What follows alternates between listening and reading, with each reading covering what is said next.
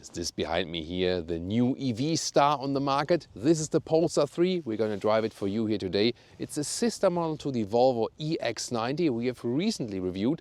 That one has up to 7 seats. This one here is a 5-seater version only.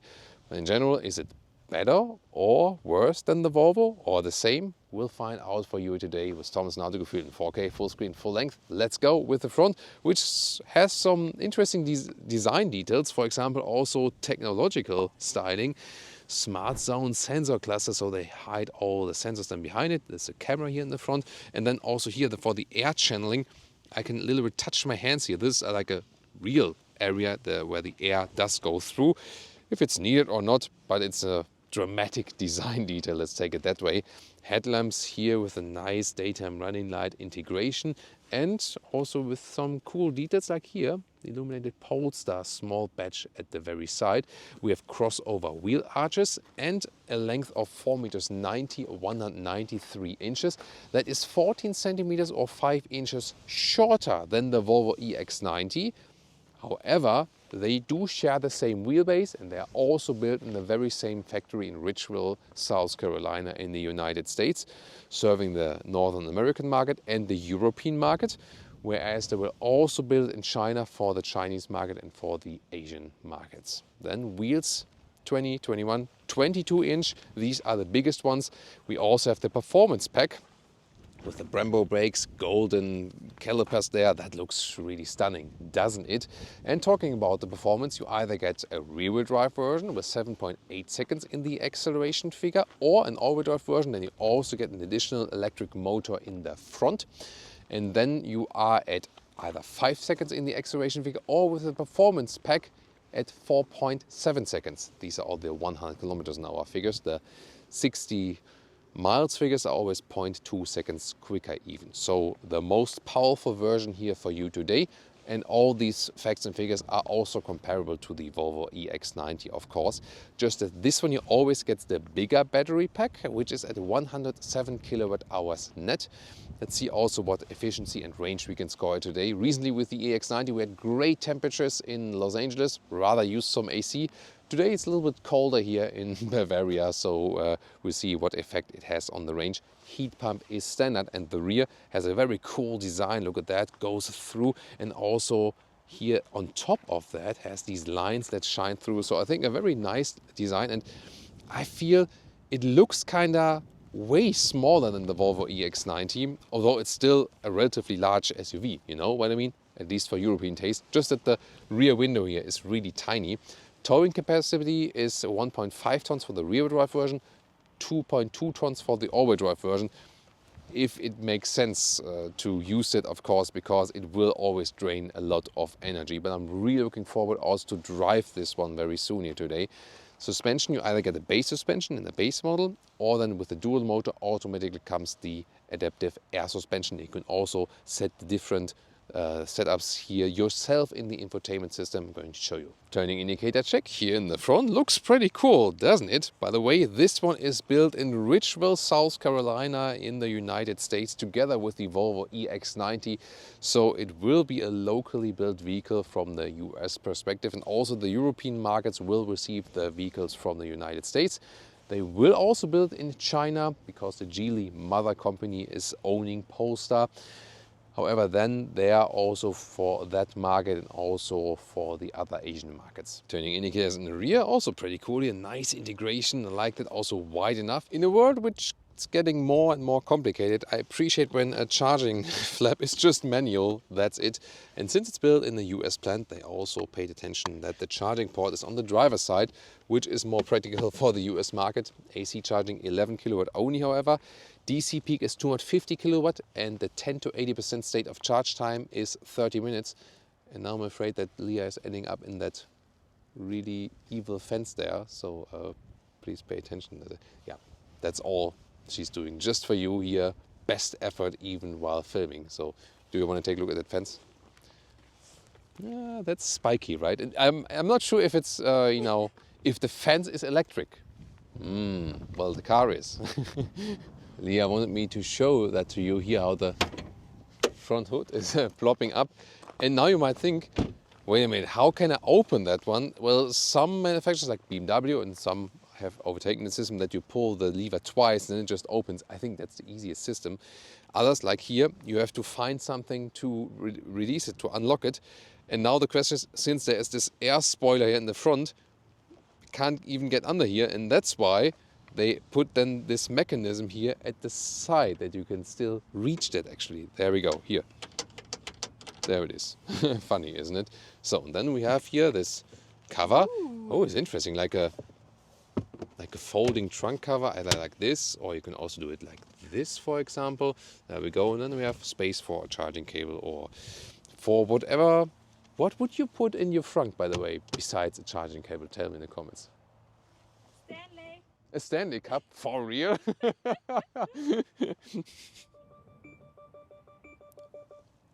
What the...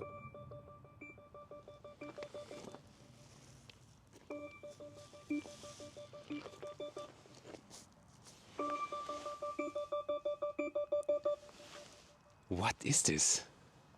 Is it some kind of... Maybe the alarm? Is it an alarm? Is it a welcoming sound? Or is it like... I don't know. It's weirder, right? Yeah. Okay. This is a key card where I can open the vehicle with. Then you have to hold it here and the door handle comes towards you. Usually you would do it like that you have like your account in your smartphone, then you don't need the key card anymore. That's, you know, what the plan actually is. No soft close in here. I just... Wait a minute. There is soft close. I want to say that, yeah. So there it is. I'm not sure why it didn't work the first time, but here.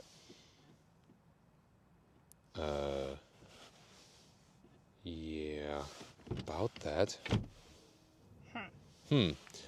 Let's say it's sometimes soft close, but let's check out the door closing sound when I'm doing the hard close.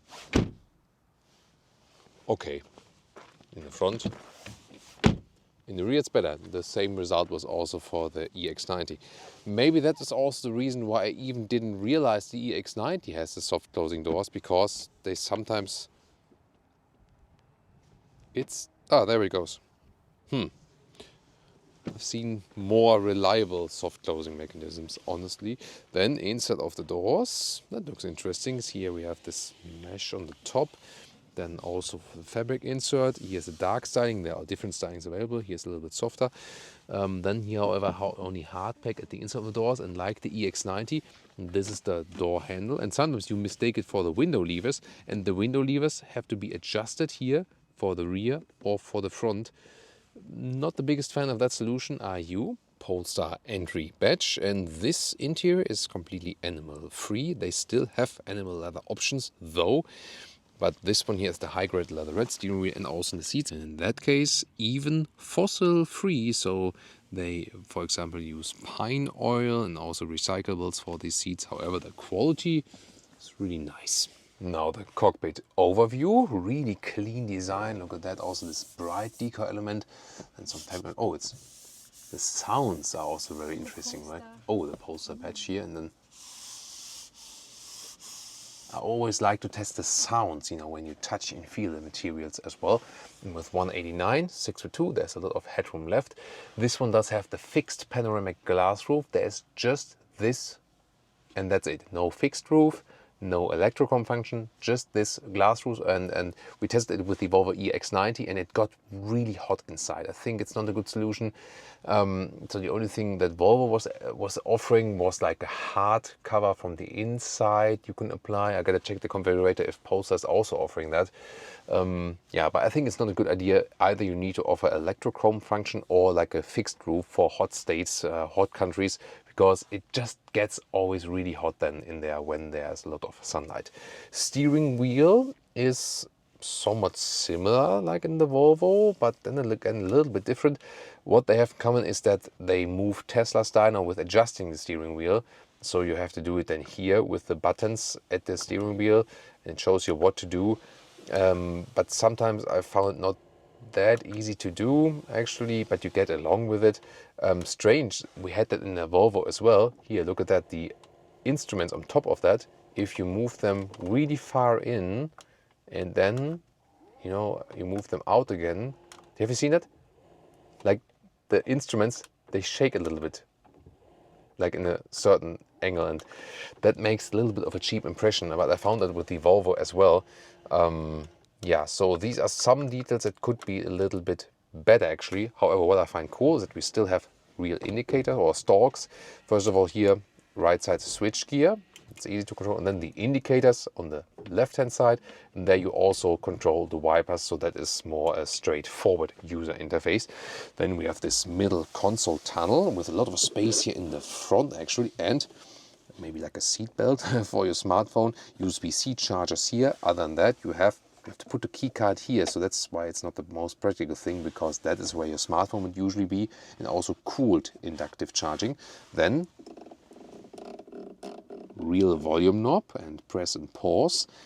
Slide this one open for good adaptive cup holders, and then we have more space underneath here. The arm console armrest well attached, and there's really a lot of space there. Like, you can store a lot there. So this is actually quite good from the space that they're offering from the storage. The glove box, the same also. At least there's the hotkey right here.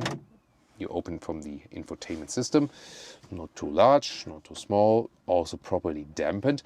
And the advantage is, of course, that when you leave the vehicle, it's automatically shut. So that's also a good safety feature actually. Driver POV, steering wheel here with a nice indentation also for your thumb. Then the digital instruments, they have a good range overview then for you, unless, oh, and do you also see that actually? I feel, yeah, the instruments, they're just like they're not even in the cockpit, you know? So it's like, this is lower than this. That's a little bit weirdo, isn't it? And then when you put the drive mode, there we go. Then you have a different view, and you can also change to these views, but no, this is strange. Why is it off now? Although I could be driving. So you see here, they remain black, and then it shows you here in the top part what you are actually doing or what you can do. And I don't know, guys. This can't be it. Can it?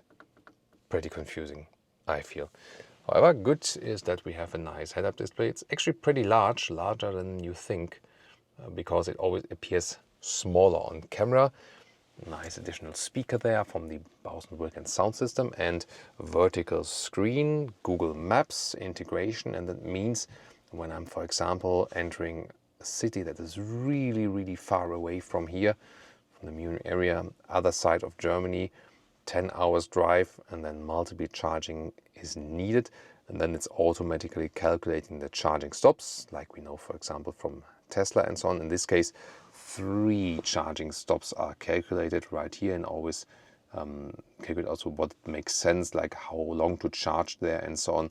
So I really like that they have the inbuilt Google system there, pretty cool. Only that for the AC unit here, press once and then change the temperature. Too complicated, isn't it? Then either here this home screen or then this app view. You can also start the YouTube browser, for example, or all the different vehicle functions, also the settings. It's somehow overloaded. You have to get used to it. Maybe find your individual settings in drive, for example. We will play around it when we drive the car here, for example, between different suspension feelings, one pedal driving settings and the steering feel. Rear seating experience here. The doors have this fabric covering, also here nicely done. Then a separate window lever. This lower part, however, then is hard pack. Optional Bose Wilkins sound system. Then they make use of this EV platform, all the way flat bottom. I like that. That's actually cool. It gives a good feeling here in the rear. USB-C chargers. You also have a separate climate unit right here, even with seat heating. That's good to have. Door pockets in the rear. Look at that. They really have these seat belts. That's a good idea, right? And the same mechanism than we have in the front console. And it's a very good seating comfort here, I feel. So not too much legroom though when a tall person is driving. So considering the length of the vehicle, we have to say. but a lot of headroom, although this one looks a little bit more cramped than the Volvo EX90. It's perfectly fine, and you have good seating comfort and good space here indeed. Also the middle seat works, so it's actually quite plush as well. Just the back part is a little bit harder, but with 5 tall adults you can use this vehicle. And then sliding down, this is also very nicely done with the leatherette here. The ski hatch covering is a little bit flimsy maybe, and then you cannot open it from here, you have to do it then from the rear. However, maybe it's also a safety aspect, I don't know. And the cup holders, they are looking pretty premium here. Also this cover here, where you push that, has this polished shine, and you push it and then they come out like this. So that's actually pretty cool. Isofix on the outside seats each, and then here the since 1959, the patent for the seatbelt, or the commercial introduction of the seatbelt here from Volvo originally. So these things have been taken over. And the golden seatbelts, you don't have to go for them. I think they're a pretty cool option, but if you don't like them, you don't have to do it. So that's also then in the configuration. Let's check out the trunk or the boot. Here opening in the lower part, 480 liters it is, but what does it mean? And here we have this top part here, and yeah, you have to do it like this, then it slides back. And the width is amazing. This is almost 120 in meters, or 47 inches. Between the wheel arches then is only about 110 in meters, or 43 inches, but still good. Here the cabin trolley also fits in vertically. Yeah, with some work. Yeah, I mean, I think we can say it does fit, right? Then let's unfold the full dimensions here. So the normal length is actually longer than a meter, or 40 inches. That's cool. Then you can have this split. We know it from Volvo, same system. So there's more space underneath, very well usable. You can put it up like this to secure some luggage or so on. You can do it like that. Also possible. Then the air suspension also allows it to lower the vehicle just a little bit, that you can load in. What was that kind of beep? Is it maybe like the foot sensor or something? But that something sometimes happens. I'm not sure what we are doing wrong, why is it beeping or not, but let's try to just ignore it. Then to fold the seats, there's no special element here, so we have to grab over right here. Then you can see you have this head restraint release thing, like this, and like that. So, and then we have, see, the full length here at 190 in meters, or 74 inches. Performance mode.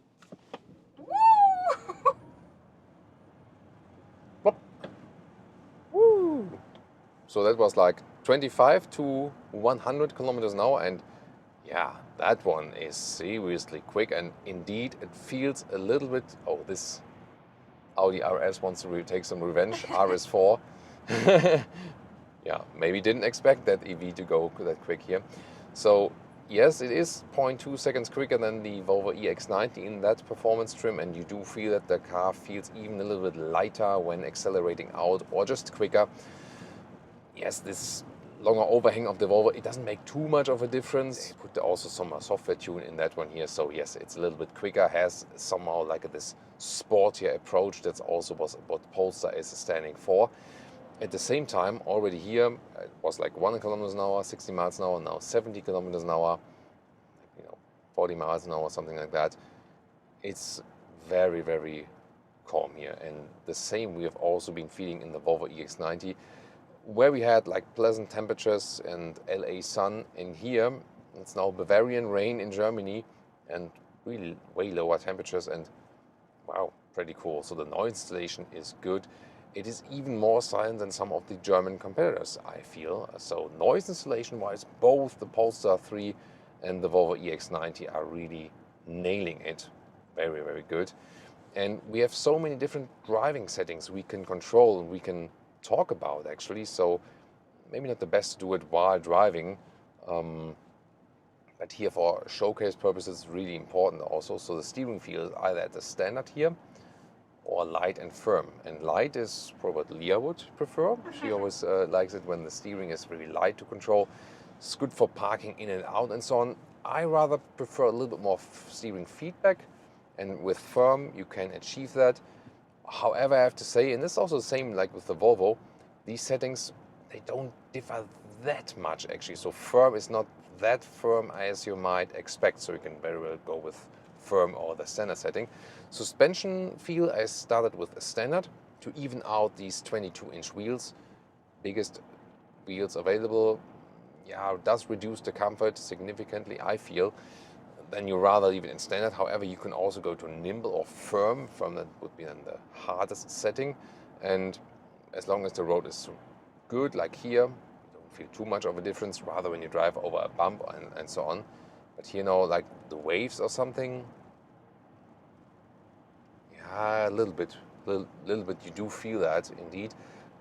You can fine tune that, and then you rather leave that setting, what is your preferred setting or something, or when you hit some alpine roads or so, then you go to the firm setting, maybe like that. And one pedal driving setting, you can set to off, then you lift your foot off the throttle, the car is just rolling. Low is doing some recuperation, but already notable, and standard would be the one pedal driving feeling. So then you have really strong deceleration when you go off the throttle. It is very important when you have passengers that you don't use this recuperation in an excessive way. You have to fine-tune your driving style. When you have one pedal driving, you slightly go off the throttle and so on, because it does apply a lot of force to the passengers when it's always like quick EV acceleration and then you have a strong recuperation. That can get passengers, especially in the back, really sick. You have to adapt to that. You end up with the same consumption for that. So I'm usually a fan of not too strong deceleration, or maybe a little bit, but it's totally up to you, totally up to your liking. Overall, I think they found a good setup here, both comfort and sportiness from suspension, steering feel, and also how the pedal reacts. So all driving setting concerns, very good applications. I really like that, and we all really like that in the Volvo EX90. If you would push me to find a difference between the EX90 and the Polestar 3, my impression is that this one does have a little tune towards sportiness, whereas the Volvo EX90 is a little bit more relaxed. And we talked about it, that we didn't feel like taking that one to some twisting alpine roads, but that one here, the Polestar 3, I would maybe do that with it. And then when we're driving in the city, you can, for example, also deactivate that performance mode. What does it do? It actually decouples the rear electric motor, let's say, more often. So in the performance mode, clutch is always engaged. You have the full power as quick as possible. And in the normal driving mode, that's the strange thing, that it's basically rear-wheel drive, but when it's an all-wheel drive version, then it's the rear electric motor that gets decoupled and doesn't create much more friction and so on. So interesting system that Volvo was thinking about, and they of course took that over for the Polestar 3 here as well. And usually would not leave it in the performance mode. You still have a good acceleration, no doubt about that, but it comes then a little bit quicker when you activate that performance mode right here. And you can set it here low as a shortcut, that's possible. Otherwise, it would be then once again here deep in the settings here in the power delivery, performance or range. The same menu where I also adjust the steering feel and so on, and the suspension feel. So I would probably have a more firm steering feel, middle setting for the recuperation, and suspension feel on standard. Yeah, something like that. And the power delivery really depends on if you rather are up for the range thing or for the performance thing. Here in our test drives, that we can show you some interesting acceleration figures, we often do the performance mode. When I'm using everyday driving life, I would probably just go for the range mode, and that's it. Yeah, and since you can even activate or deactivate the creep mode, so that when you come to a standstill, does it roll a little bit more forward or not? So, and then you can also adjust that. So very good that we can adjust all these settings, and most of the time you do it then once and try to keep these then all. And I have to say, although it is rainy outside and windy as well, it still remain really cold in the interior. And yeah, we've been filming a lot today. We still have a lot of jet lag, so maybe I need to wake up Leah once more with an acceleration 70 to 100. That's it already. Wow, wow, that is some extreme stuff. So yeah, that additional tune they have in here is a difference to the Volvo EX90. Yeah, so feels a little bit more agile, feels a little bit quicker. It is also quicker, so that's the main thing. But they still have a lot in common. They feel kind of similar. That you don't have the third seating row also makes a difference from the acoustics, what you hear and feel and so on. So, yeah, I mean, but you can very well go for both vehicles. You know, that's really not the thing. Both have their pros and cons for sure. I feel that in the steering wheel overview and so on, how you control it, that was a little bit better in the Volvo. I think it's missing here that there's just a black area and then I have the commands that are appearing in the instruments, and also while driving, do I really want to look at that?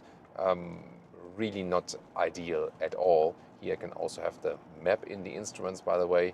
At least I remember this button then, that I can put the map with this button, for example.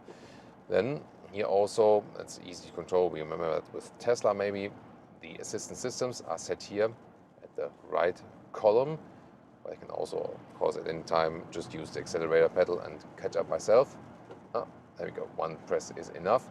And here now, let's see the active lane keeping assist. How well is it doing that? Yeah, so far, this is not what it's meant to do, but it's a hard test for the system. It could be a little bit smoother maybe, but although the Autobahn, the motorway setting is where you should use it, here it's mastering the countryside setting quite well. I did not steer that corner. I was just keeping my hands on the steering wheel for safety reasons.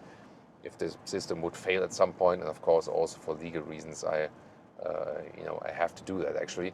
And we will soon actually also go to the German Autobahn to be able to drive a little bit quicker even for you here today.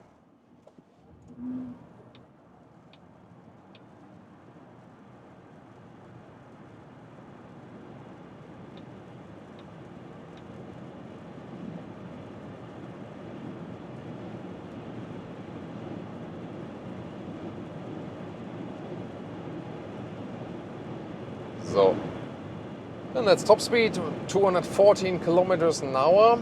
Let's see the top speed for the dual motor version. And wow, I mean, at higher speeds, it's really, really loud, I have to say though. And that is an astonishing finding, because when we were driving really slow, we even felt it was more silent than Audi, BMW, Mercedes and so on. And only when you go really fast, then the others are more silent. Interesting, right? So it seems to be that they tuned it really, the noise insulation for the US highways, because when we hear like 130, 120 kilometers an hour is absolutely fine. Yes, there are like rainy and windy conditions outside here today, but when you drive it a little bit quicker, then it gets kind of noisy. Here, accelerating out, lane change, it's a lot of fun, great performance. Also when we are at high speed, for example, changing the lanes, the car doesn't shake up at all.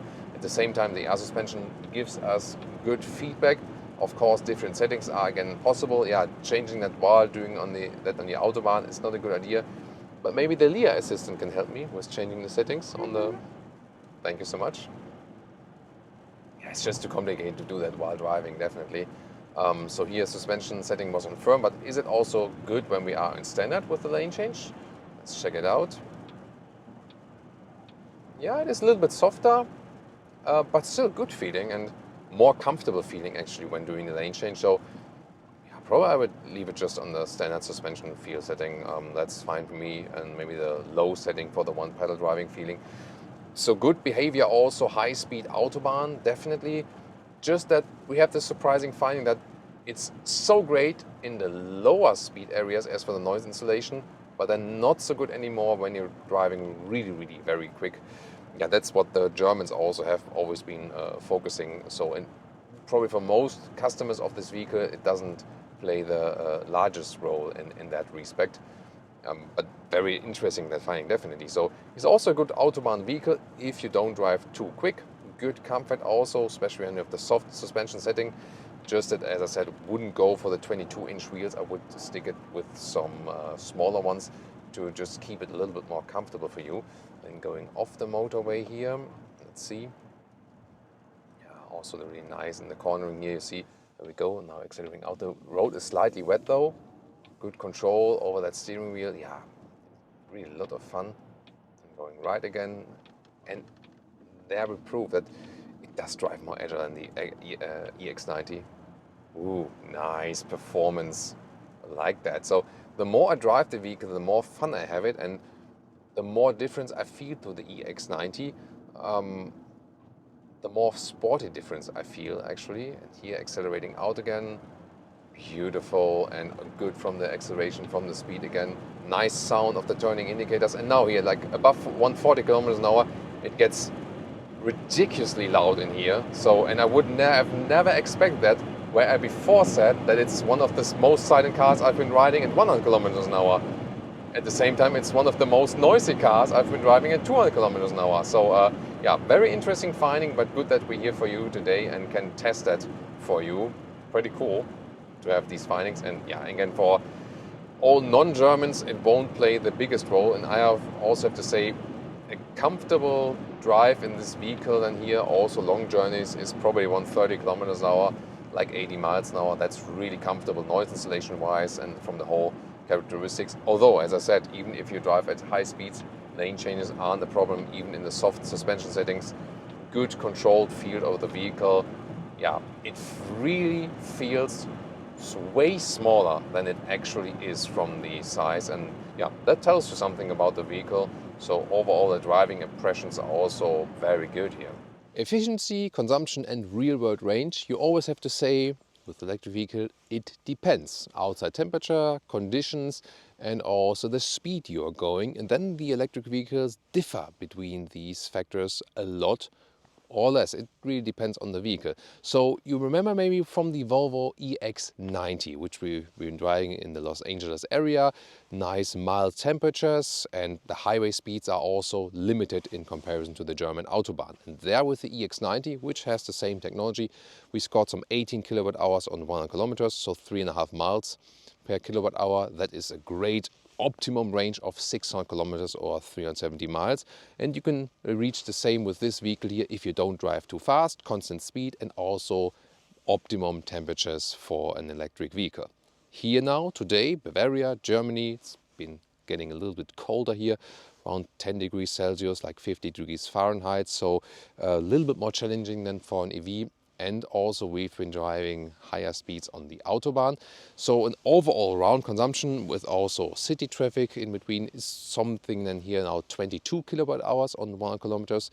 So that's around 3 miles per kilowatt hour, means that is a realistic range of 500 kilometers or around 300 miles. Then, however, we also measured going on the Autobahn 130 kilometers an hour, 80 miles an hour, constant speed. And the interesting thing is that then the consumption went way up. So it seems to make a huge difference if you keep it at around 100 kilometers or like 60 miles an hour, or if you go 130 or 80 miles an hour. And that one then more went to the direction of 30 kilowatt hours on 100 kilometers. So that's then rather in the something above 2 miles per kilowatt hour region, and that would only mean a range of a little bit less than 400 kilometers or 250 miles. So I gave you all these figures just that you know that the span between the high and the lower range is kind of wide with this vehicle. It's also with other electric vehicles, but it seems to make a huge difference here with the Geely Corporation vehicles. When you drive way faster, especially on the German Autobahn, the consumption goes up quite a lot. You have to be aware of that.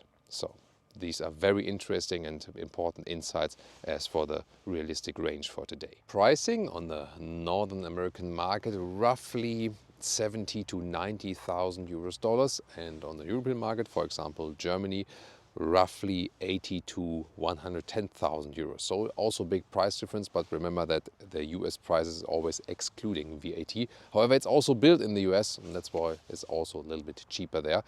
And what's also true is that it will also be a couple of thousand euros, up to 7,000 to 8,000 euros cheaper than the Volvo EX90. Yes, it does not only 6 or 7 seater option, but if you do not really need that, this could be an interesting proposal because they are built on the same platform. They are technologically wise really identical. They drive actually similar. The Polestar has, of course, a little bit sportier touch, definitely. Maybe the Volvo is a little bit more relaxing. The Polestar even is a little bit better in the performance figures, so they have tuned it a little bit more, especially in the acceleration. So that might be something worth considering. So let's take it that way.